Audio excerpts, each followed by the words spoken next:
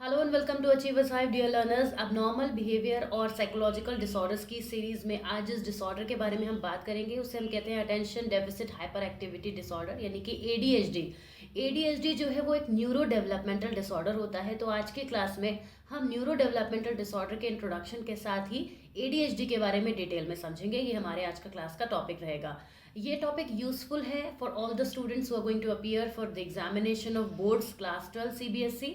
इसके अलावा जो लोग अपने इन डिसऑर्डर्स को स्पेसिफिकली पढ़ना चाहते हैं उनके लिए भी है, और जो ह्यूमन बिहेवियर में एबनॉर्मेलिटी क्यों अराइज होती है इसे अंडरस्टैंड करना चाहते हैं तो ये वीडियो भी उनके लिए बहुत ज़्यादा। हम नोट्स की हेल्प से आपसे जो वीडियो है वो डिस्कस करेंगे जो आपके सामने अवेलेबल रहेंगे। तो चलिए शुरुआत करते हैं। सबसे पहले हमारे कुछ सोशल मीडिया हैंडल्स हैं जिन पर आप हमें फॉलो कर सकते हैं। अगर चैनल को आपने सब्सक्राइब नहीं किया है तो ज़रूर करिए, और जो पूरी सीरीज़ है एबनॉर्मेलिटी की इसकी जो प्लेलिस्ट है वो आपको डिस्क्रिप्शन बॉक्स में मिलेगी, उसको भी आप ज़रूर चेकआउट कीजिए। और बहुत सारे डिसऑर्डर्स हैं जिनके बारे में वहाँ पर हमने डिटेल में बात करी है।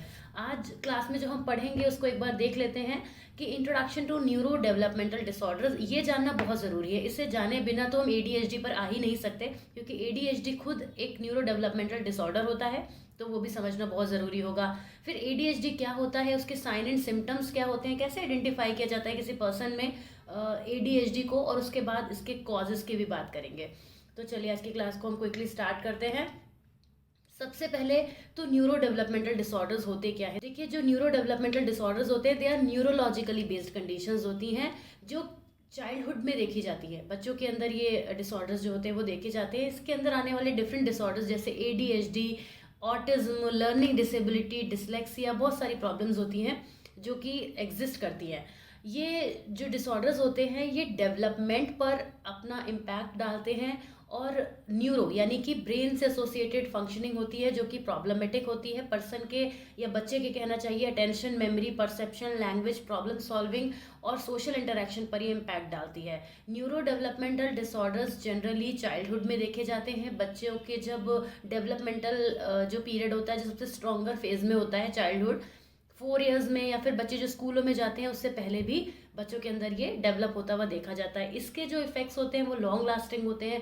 आगे चलकर बच्चा सोशली अच्छे से डील नहीं कर पाता है अपनी लाइफ को, एकेडमिकली भी पुअर हो सकता है, उसके अंदर इंटेलेक्चुअल डेफिशिएंसी भी हो सकती है, लर्निंग डिसेबिलिटीज़ जनरेट होना शुरू हो जाती हैं जिसकी वजह से वो एक अच्छे एकेडमिक बैकग्राउंड को अचीव नहीं कर पाता।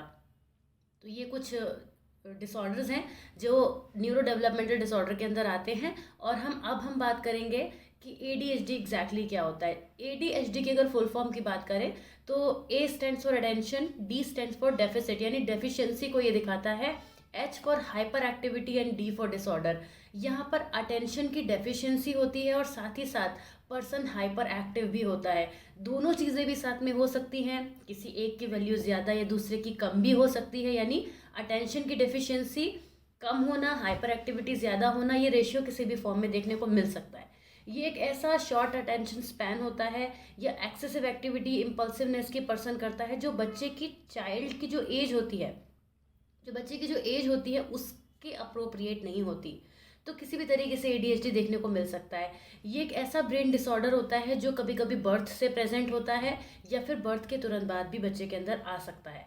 सम children mainly have difficulty with sustained attention, बच्चे अपने टेंशन को होल्ड करने में यानी कॉन्सेंट्रेशन में प्रॉब्लम होती है, टास्क कंप्लीट नहीं कर पाते। लेकिन कुछ बच्चे बहुत ज़्यादा एक्टिव हो जाते हैं, इम्पल्सिव बिहेवियर भी दिखा देते हैं, और कभी कभी ये दोनों चीज़ें भी साथ में देखने को मिलती हैं। जैसे मैंने अभी आपको बताया कि एडीएचडी में जो ए और एच है यानी अटेंशन की डेफिशिएंसी और हाइपर एक्टिविटी, उसका रेशियो किसी भी तरीके से देखने को मिल सकता है। पहले इस एडीएचडी को सिर्फ एडीडी कहा जाता था, अटेंशन डेफिसिट डिसऑर्डर कहा जाता था, क्योंकि तब हाइपर एक्टिविटी को इतना नोटिस नहीं किया गया था। लेकिन जैसे जैसे बच्चों की फिजिकल एक्टिविटी में ये चीज़ नोटिस की जाने लगी कि बच्चे फिजिकली जो है वो एक्टिव होकर कुछ ना कुछ ऐसे एक्शंस और परफॉर्म करते हैं जो उनके लिए हार्मफुल हो सकते हैं, तभी यहाँ पर हाइपर एक्टिविटी को भी इसमें इन्वॉल्व किया गया, और अब जो करंटली जाना जाता है वो एडीएचडी के नाम से जाना जाता है।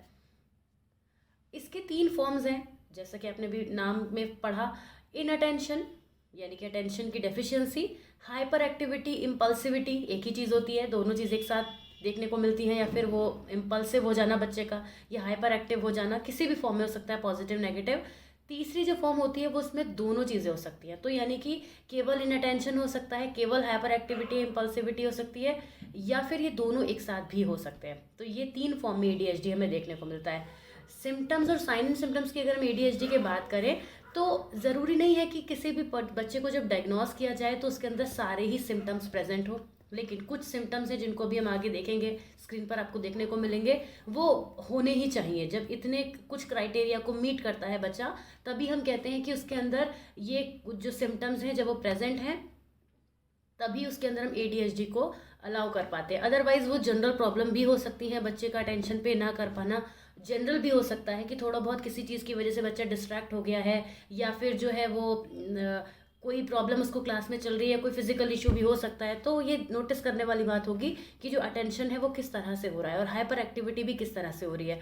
तो दोनों के सिम्टम्स जो होते हैं वो माइल्ड से सीवियर तक पहुंचते हैं, माइल्ड मॉडरेट होते हुए सीवियर तक भी हो सकते हैं, बहुत ज़्यादा एग्जैजरेटेड भी हो सकते हैं।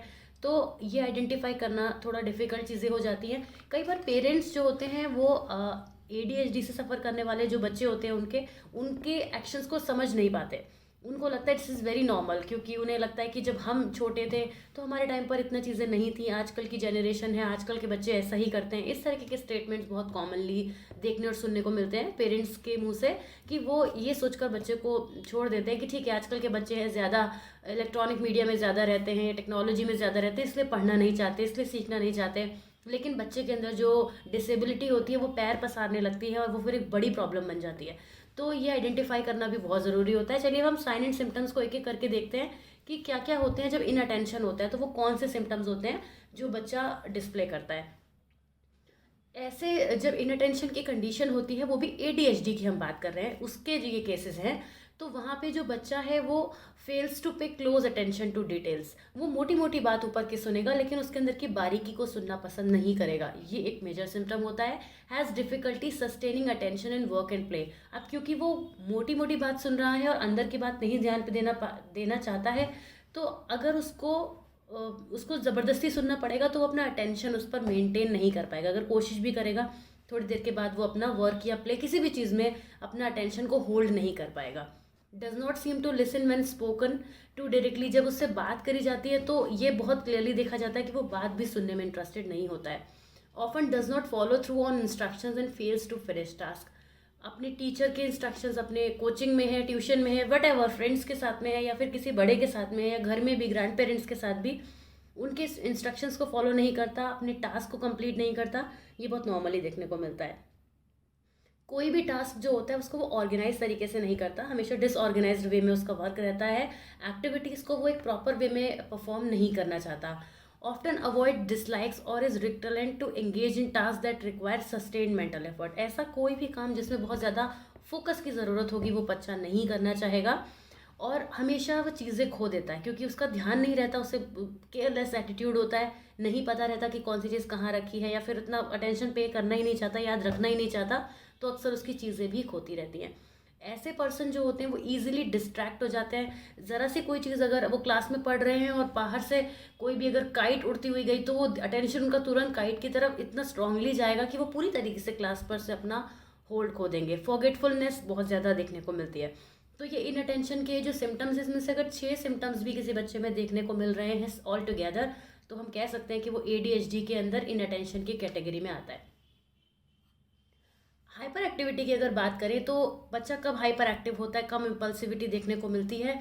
यहाँ पे जो बच्चे के एक्शंस होते हैं वो थोड़ा आउट ऑफ द वे जाके होते हैं, मतलब कुछ भी वो करेगा वो हाइपर होके करेगा, एक्टिविटी तो करेगा but that would be hyper. Impulsive, बहुत जल्दी क्विक रिएक्शन दे देना, ये सारी चीज़ें इम्पल्सिविटी में आती है। ऑफन फिजिट्स विद हैंड्स और फीट और स्क्विंस, बच्चा जो अपने हाथ पैरों को मूवमेंट कराता रहेगा, वो स्टॉप नहीं होगा। Often leave seat in classroom and elsewhere, अपनी जगह से इधर उधर मूव करना, एक जगह पर फिक्स ना होना, कांस्टेंट ना होना, उसमें इम्पल्सिवनेस देखने को मिलती है। तेज़ी से चलना, तेज़ी से दौड़ना, भागना और किसी भी काम पे फोकस करते हुए नहीं करना। हैज़ डिफ़िकल्टी प्लेइंग और engaging in leisure activity quietly, आराम से बैठने वाले काम में उसको पसंद नहीं आते, जल्दबाजी हमेशा रहती है और जल्दबाजी की वजह से चीज़ें गलत भी हो जाती हैं। If is often on the go और acts like as if driven by a motor, जैसे किसी मोटर में हमने स्विच ऑन कर दिया तो वो चलेगा ही चलेगा जब तक हम स्विच ऑफ नहीं करेंगे, ऐसी कंडीशन में बच्चा रहता है। कि जैसे उसके अंदर कोई मोटर लगा दी गई हो या फिर वो बहुत तेज़ तेज़ दौड़ रहा हो, भाग रहा हो, ऐसी चीज़ें उसके अंदर रहती हैं। ऑफ्टन टॉक्स एक्सेसिवली, बहुत ज़्यादा बातें करने वाला पर्सन ऐसा होता है, चुपना नहीं चाहता, उसके पास कुछ ना कुछ बातें हमेशा रहती हैं। Often blurts out answers before question have been completed, बात को पूरी सुने बिना आंसर देना is one of a very major symptom which is being noticed in hyper activity of ADHD। Often has difficulty waiting to take turns, अपने turn का wait ना करना और पूरे सिस्टम को डिस्टर्ब कर देना अपनी हाइपर एक्टिविटी की वजह से।